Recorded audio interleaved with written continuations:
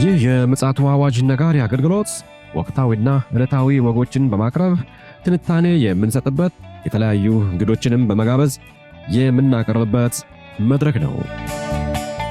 መረጃዎችን ያጠናከረ ይዞልን የሚመጣው ፓስተር አለማየሁ ነሙ ሲሆን ፕሮግራሙን የመራና መሰናዶውን ኤዲት በማድረግ ወደ እናንተ የሚያቀርበው ይልቃል አስራት ነው። መልካም ጊዜ። ሰላም ውድ የተከበራችሁ የምፅዓቱ አዋጅ ነጋሪ አድማጮቻችን ሰላም ለእናንተ ይሁን። እንደምን ዋላችሁ? በዕለተ ሰኞ ደግሞ እንደ እግዚአብሔር ፈቃድ ተገናኝተናል። በዓለማችን ላይ እየተከናወነ ስላለው ወቅታዊ ጉዳይ በተመለከተ እንደ እግዚአብሔር ቃል በመፈተሽ ወደ እናንተ መረጃ የምናመጣበት ሰዓት ነው። እንግዲህ የልቦናችን አይኖች ተከፍተው በትክክለኛው እንድናይና የልቦናችን ጆሮችም እንደዚሁ ተከፍተው በማስተዋል እንድናዳምጥ የእግዚአብሔር መንፈስ እንዲረዳን አስቀድመን እንመኛለን። እንግዲህ መረጃዎችን እያጠናከረ ይዞልን የሚመጣው ወንድማችን ፓስተር አለማየሁ ነሙ እንግዲህ ተዘጋጅቶ እየጠበቀን ይገኛል። መልካም ጊዜ እንዲሆንልን እመኛለሁ። ይልቃል አስራት ነኝ ከምፅዓቱ አዋጅ ነጋሪ አገልግሎት። ውድ አድማጮቻችን ዓለማችን አሁንም እጅግ ወቅታዊ አስከፊ የሆኑ ክስተቶች እንዲሁም ደግሞ አሳሳቢ የሆኑ ወቅታዊ ጉዳዮች እየተስተዋለ ይገኛልና እንግዲህ እዚህ ላይ ተመርኩዞ ፓስተር መረጃዎችን ሊያቀብለን አጠገቤ ይገኛል። እነዚህ ጉዳዮች ደግሞ ምን ናቸው? ደሞስ ስለነዚህ ክስተቶች የእግዚአብሔር ቃል ምን ብሏል የሚለውን እንፈትሻለን። በድጋሚ መልካም ቆይታ እንዲሆንልን እመኛለሁ። በቅድሚያ ሰላምታ ይቀድማል። ከዛ በማስከተል ወደ መረጃችን እናመራለን። ሰላም ላንተ ይሁን ፓስተር፣ እንዴት ነህ? እንደምን አለ ወንድም ይልቃል? እግዚአብሔር ይባረክ። እንዴት ነው ነገሮች ተባብሰው እየቀጠሉ ነው ወይስ ሌላ? እንግዲህ ያው ለጊዜው ይሁን በምን ምክንያት እንደሆነ ባይታወቅም ያው ንግግሩ ስምምነት እንዳለ የሚያስመስል የሚያሳብቅ ነገሮችም አሉት ይባላል። ዶናልድ ትራምፕ በትናንትናው ማለትም በቅዳሜ ምሽት ነበረ እርምጃ ሊወሰድ የነበረው እና ቅዳሜና እሑድ አከታታይ ከባድ እርምጃ ለመውሰድ ከኔታንያሁ ጋር የተቀመረ አሜሪካ ላይ የተቀመረ ቀመር ነበረ። ነገር ግን በድንገት እሳቸው በትስስር ገጻቸው ላይ ወጥተው ጦርነቱን እንዳቆሙ ተናግረዋል። የሚገርም ነው። እና ፕሬዚዳንት ዶናልድ ትራምፕ ቅዳሜ ምሽት በማህበራዊ ትስስር ገጻቸው ባስተላለፉት መልእክት የመካከለኛው ምስራቅ አጋሮች የ5 ወርና የኢራን ጦርነትን ለማቆም የሚያስችል ስምምነት ማዕቀፍ መደረሳቸውን ገልጸው ለጊዜውም አዲስ ጥቃት ከመሰንዘር እንደሚታቀቡ አስታውቀዋል። ይህ አዲስ ስምምነት ሆርሙዝን ባህር ወሽመጥን በአፋጣኝና ሙሉ በሙሉ ክፍት ማድረግና እንዲሁም ደግሞ የኢራን የኒኩሌር ስጋት ማብቃት የሚያካትት መሆኑን ፕሬዝደንቱ አክለዋል። ትራምፕ ለዓለም የወደፊት ጥቅም እንዲሁም ለኢራን ህልውናና ብልጽግና ሲል በፍጥነት ስምምነቱ ላይ ለመድረስ ማሰቡን ጥቃቱን ለመሰረዝ ተስማምቻለሁ ብለዋል። እንግዲህ ጦርነቱ የሚያስቆመውን ይህንን ስምምነት ከዳር ለመድረስ በሚደረገው ጥረት እስራኤል ከአሜሪካ ጋር ለመተባበር መስማማቷንም ጠቁመዋል። ይሁን እንጂ ግን አልመሰለኝም። አሁን ላይ የኢራን ጥቃት በጣም በከፋ ሁኔታ እያየለ መጥቷል። በተለይ ሚድል ኢስትን አይን ላወጣ አይን እጅ ለቆረጠ እጅ የሚለው መርህ ነው ኢራን እየተከተለች ያለችው እና ይህንን መርህ ተከትላ የባህረ ሰላጤውን የነዳጅ መስመሮች በሙሉ ለማውደም ነበረ ያሁኑ እቅዷ። እንደገና ደግሞ ምንድነው ያው ብዙ የወታደራዊ ፖለቲካ ተንታኞች የሚሉት እጅግ ዘመናዊ የሆኑ ኤሌክትሮኒክስ የሆኑ በተለይም ደግሞ ቶም ሃክ የሚባለው ጸረ ሚሳኤል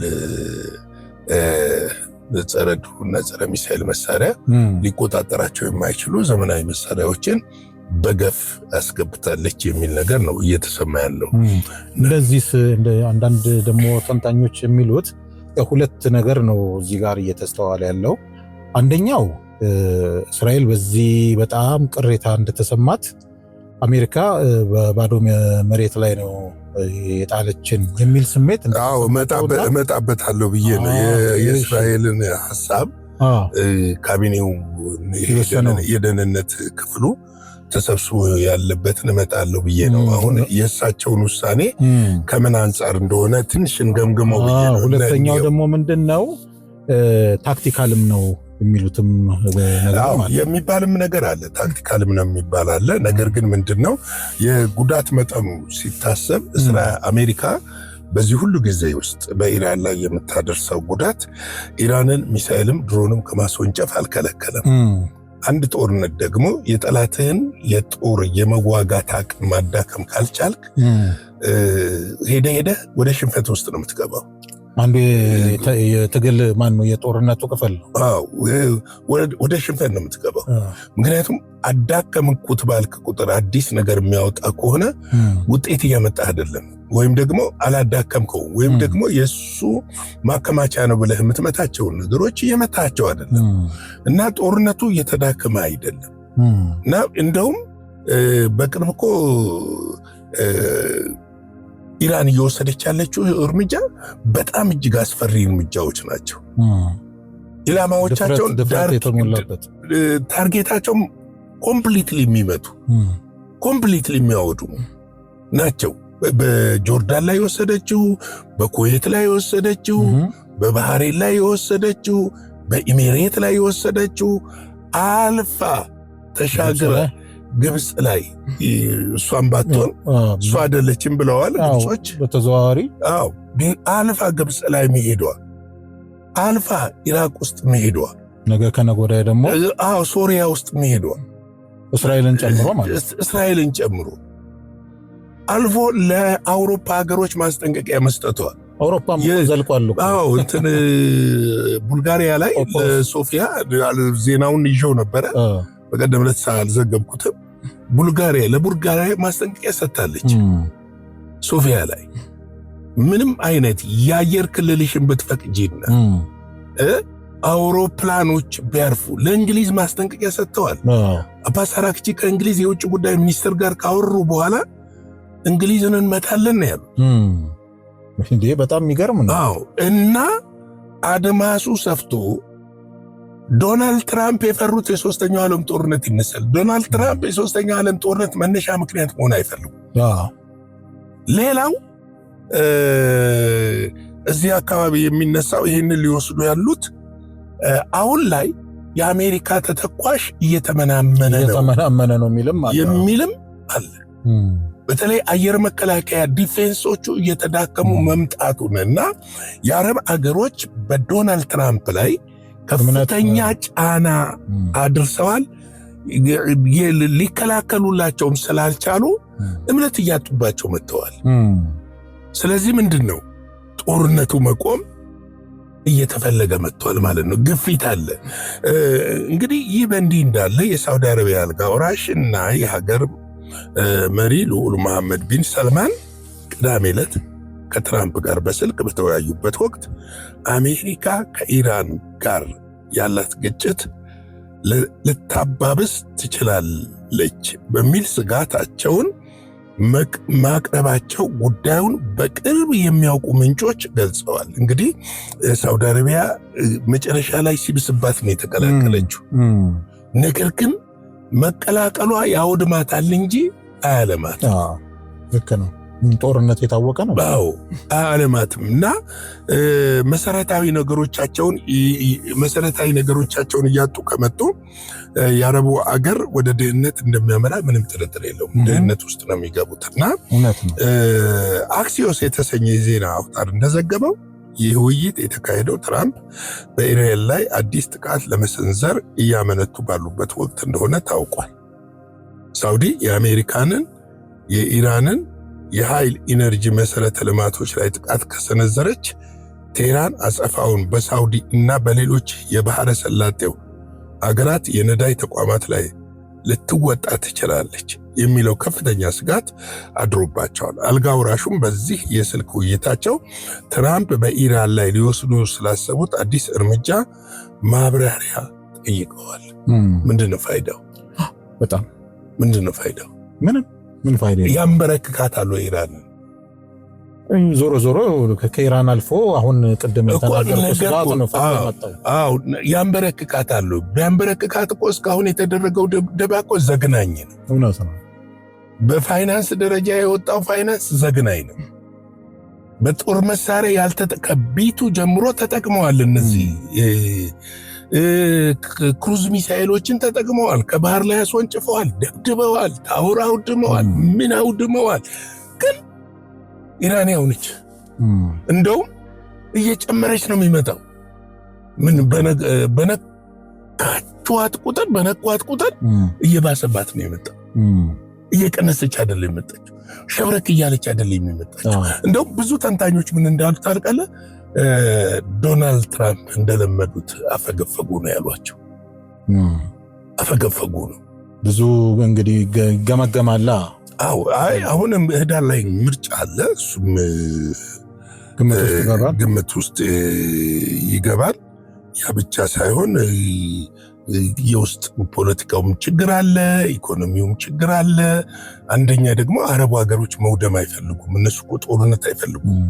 አሁን ባዩት ራሱ በጣም ስቃይ ውስጥ እየገቡ ነው ያሉት። ኢኮኖሚያቸው በጣም እየተመታ ነው ያለው እና ከዚህ ነገሮች ውስጥ መውጣት ይፈልጋሉ። እንግዲህ ሳውዲ አረቢያ በኢራን ከሚደገፈው የኢራቅ ሚሊሻ ጋር በተያያዘ ከአሜሪካ ጋር ወታደራዊ እርምጃ ብትወስድም ግጭቱ በድርድር እንዲፈታ ግፊት እያደረገች ትገኛለች። እዛ ያለውን ኢራቅ ውስጥ ያለውን መታለች በእርግጥ ከአሜሪካ ጋር ሆና። ነገር ግን እነዛ ደግሞ ምንድነው የሚሆነው ብለህ ስትመለከተው ሳውዲ ይገባሉ። አዎ ከኢራን ጋር የተያያዙ የተነካኩ ማፊያ ናቸው። አሁን አልሲሲ ሲመሰረት የት ነው የተመሰረተ? አይኤስአይኤስ ኢራቅ ነው። የኢራቅ የሳዳም ሁሴን የደህንነት ቁልፍ ሰው ነው። እሱ ብቻ አይደለም። እንትንም አፍጋኒስታንም የነበሩ ሰዎች እንደውም አንደኛው መሪ አፍጋኒስታን የነበረ ቢንላደንም ጨምሮ በአሜሪካ እስር ቤት የነበረ ነው። ከዛ እስር ቤት ተፈቶ ከወጣ በኋላ ቀንደኛ እንትን የሆነው ለምንድን የሆነው አሜሪካን ለምንድን የሆነው ስትል አሁን ሳውዲ ህልውናዋን ነው የምታጠው። አሁን ስትመዝነው እዚህ ጋር ኢራቅ ካሉ አማጽያን ጋር ከተዋጋች እነዛ ኢራን ውስጥ ያሉ አማጽያን ሄደው ሳውዲ ውስጥ አማጽያን ይፈጥራሉ። እንግዲህ ሶሪያን ያየ እንደገና የራሱ የመንን ያየ መቼም ይዘፈቅበታል ብዬ አላስብም። አሁን እሳቸው እያሉ ያሉት ይሄ ነው። አልጋ ወራሹ ሳውዲ መከላከያ ሚኒስትሩ የሁኔታውን ወንድማማችን ካሊድ ቢን ሰሊም ስለ ኢራን ስትራቴጂክ ከትራምፕና ከምክትል ፕሬዚዳንት ጄዲ ቫንስ ጋር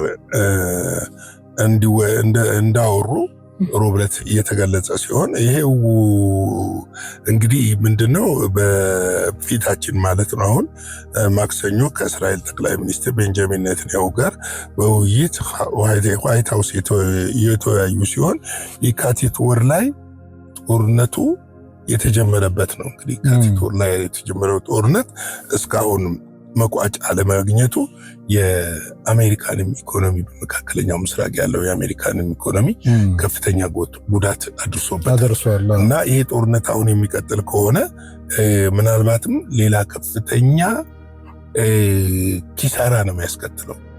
አሸናፊ የለውም። አሁን እኔ ባጭር ቃል ልንገርህ፣ ጦርነቱ አሸናፊ የለውም። እኔ በምን እንደሚገርመኝ ታውቃለህ ፓስተር? በዚህ ሁሉ ውስጥ አሁን እስራኤል ገና ኢንቮልቭ አላረገችም ለረጅም ጊዜ ማለት ነው። አሜሪካ ናት ጥቃቱን እያደረገች ያለችው እና አሁን ዞሮ ዞሮ ምንድነው ምናልባት መረጃውን ይዘ ይሁን አይሁን አላቅም፣ እስራኤል ደግሞ በአንጻሩ በጣም እየተዘጋጀች ነው ያለችው። እየወተወቱ ነው ያሉት ባለስልጣኖች። አሁን ምንድነው በእርግጥ ትንሽ ነገር ስለ እስራኤል ልበልልህ። ስብሰባ አድርገዋል የእስራኤል ጠቅላይ ሚኒስትር ኔታንያሁና የደህንነት ቢሮ እንዲሁም ደግሞ የወታደራዊ እንትኑ ዘመቻ ጋር ከፍተኛ ውይይት አድርገዋል። አንደኛ የአሜሪካ ፕሬዝዳንት ዶናልድ ትራምፕ በመጨረሻው ደቂቃ በኢራን ላይ የታቀደውን ከፍተኛ ወታደራዊ ጥቃት መሰረዛቸው በእስራኤል ውስጥ ቅሬታን እና መደንገጥን ፈጥሯል። ቅሬታ ብቻ አይደለም መደንገጥን ፈጥሯል። ድንጋጤ ተፈጥሯል እና ከዚህ የተነሳ አስቸኳይ ስብሰባ ነው የተደረገው። እንደ ዘገባዎች ከሆነ አሜሪካ ለሰፊ ወታደራዊ ዘመቻ ሙሉ ዝግጅት አድርጋ የነበረ ሲሆን ጥቃቱ ዋና ኢላማ የኢራን የኢነርጂ መሰረተ ልማት እንደነበረ የተገለጸ ቢሆንም ፕሬዝዳንት ትራምፕ በመጨረሻው ሰዓት ውሳኔዎቻቸውን በመቀየራቸው ጥቃቱን ሰርዘውታል። አሁን ይሄ ነው እስራኤልን ያስቆጣት። ለምን ኔታንያሁ ባለፈው ማክሰኞና ሰኞ፣ ማክሰኞ፣ ሮብ እዛ ነበሩ። ከፍተኛ ውይይት ተደርጎበታል። ያላቸውን እቅድ ቀርቧል፣ ተወያይተዋል። በጋራ ጥቃት እንደሚፈጽሙ እየተጠበቀ ነበር። ሁለቱም በጋራ አውዳሚ የሆነ ወይም ደግሞ ኢራንን አደብ እናስገዛለን የሚል ውሳኔ ነበራቸው። ነገር ግን ይሄ ውሳኔ ተግባራዊ ሳይሆን በቀጥታ እንዲቋረጥና ለማዕከላዊ እዙ ትዕዛዝ ነው የሰጡት ጦርነቱ እንዲቆም እና በአሜሪካም ራሱ ከውጭ ሆና በዚህ ለፉ በዚህ አትለፉ የምትለውን እንድታቆም ባህረ ሰላጤው ክፍት እንዲሆን የማድረግ እርምጃ ኢሚዲየትሊ ነው የተወሰደው። አሁን ይሄ በአሜሪካና በኢራን መሃል የመጣው ጦርነት ነው አይደል? ይሄን ሁሉ የፈጠረው የአሜሪካን ጥቅሞች ላይ በየአረብ ሀገራቱ ላይ ጥቃት እየተሰነዘረ ነው። አሁን ዘሪቨርስ ከሆነ ደግሞ በአንጻሩ ፍልሚያው በእስራኤልና በኢራን መሃል ሊፈጠር ወይ ደግሞ እስራኤል አሁን ኢራን ላይ አሜሪካ ልትወስደው የነበረው እርምጃ የምፈራው ነገር አለ። አሁን ይሄ ጦርነት የተለኮሰበት ትልቁ ምክንያት በኢራን በእስራኤል ምክንያት ነው እኮ። አሁን እኮ ልቋጭልህ ነው እኮ በእስራኤል ምክንያት የተለኮሰው ጦርነት የአረቡ ዓለም አልወደዱትም። መጀመሪያውንም ጦርነት ዳፋውንም እየተቀበሉ ነው። ዳፋውን እንዲቀበሉ ያደረጋቸው የአሜሪካ ጦርነት ውስጥ መግባት ነው።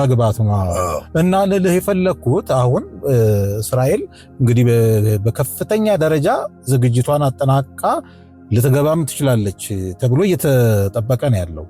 ስለዚህ አሁን በሁለቱ መሃል የሚፈጠረው ሽኩቻ